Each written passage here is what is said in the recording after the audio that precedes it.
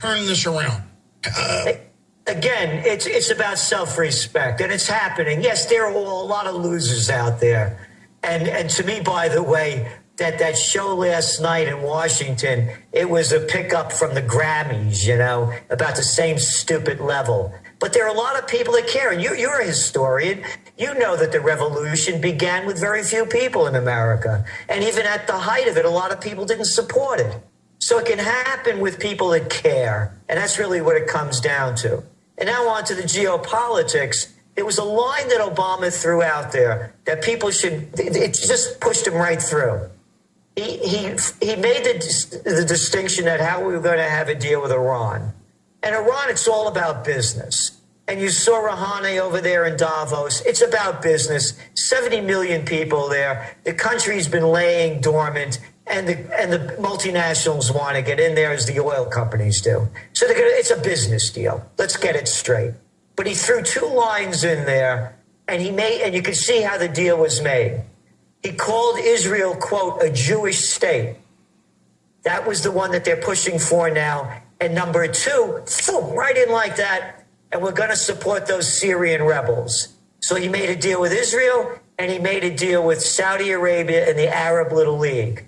Because the Arab Little League are the ones that also, and by the way, there was a great one I was on with the Washington bureau chief of Al Jazeera right before the Libyan war on China Today. And you got to see this guy freak out at the end when he was telling us why America has to attack Libya. And I said to him, listen, you haven't answered any of my questions in an hour. I'll tell you what, you want to go to war with Libya, pack up your crap and take your wife and your kids and yourself and go fight the war. Don't you dare tell us what we as Americans should do. And you mentioned Washington. Could you imagine Obama or Clinton or Clintons or little Georgie Bush or Gates or the rest of them going up to George Washington, a guy that was out there on the front lines, and saying to him, George, you're full of baloney about these foreign entanglement nonsense.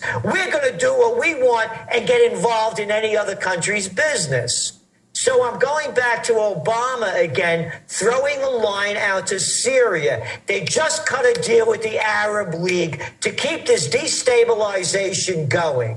And when you look at Saudi Arabia, the reason they're against a deal with Iran, look at oil prices. We're having one of the coldest winters we've had, and oil prices are still staying low. There's a flood of product on the market at a time when the economies are going down. So you can see where the war is heading. That's right. Iraq just said they're going to flood the market. That's one reason they set up Saddam, is he was trying to pay off his debts, flooding the market back in 1990. Exactly.